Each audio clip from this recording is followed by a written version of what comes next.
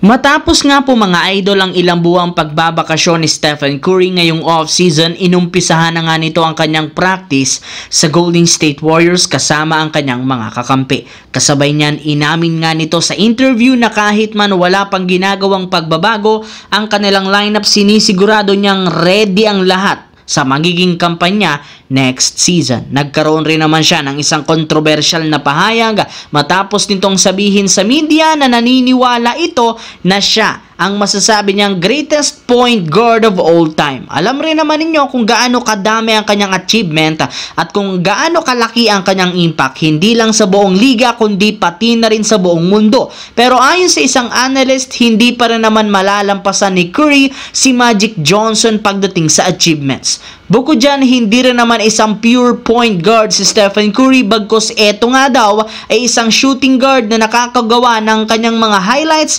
gamit ang shooting ability at hindi sa kanyang playmaking skills. Samantala, dito naman, kamakailan lamang kumalat sa social media ang balita na interesado ang Los Angeles Lakers sa pag-trade kay Lauri Markkanen mula sa Utah Jazz matapos itong magkaroon ng napakagandang performance sa Finland.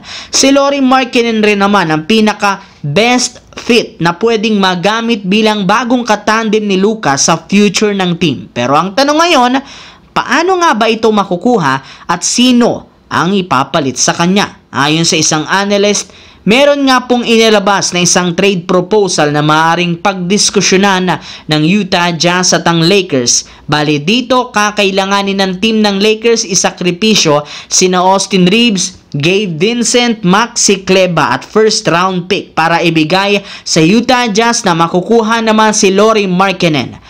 Bali, isang buwan ang natitira bago magsimula ang mga laro sa liga, kaya kailangan nga nilang madaliin kung gusto nilang gawin ang ganitong klaseng trade. Sa kabilang banda, para nga sa inyong kalaman, isang buwan bago magsimula ang liga, marami pa ring malalaking pangalan ang nananatiling unrestricted free agent. Kabilang dyan ang mga dating superstar na sina Ben Simmons at Russell Westbrook na hanggang sa ngayon hindi pa rin nakakahanap ng bagong team at wala pa rin namang napipirmahang bagong kontrata. Kahit man may ilang mga teams ang naibalitang interesado sa kanila katulad ng Boston at Sacramento, hindi pa rin naman sila nito kinukuha. Kaya maraming mga fans ang nagtatanong, bakit nga ba hirap silang makahanap ng bagong kupunan? Daig pa nga sila ni Thanasis Antetokounmpo na nakabalik na sa lineup ng Milwaukee Bucks. Well, ayon sa ilang mga analyst, matagal na sanang nakabalik sina Ben Simmons at Russell Westbrook since may ilang teams ang gusto nilang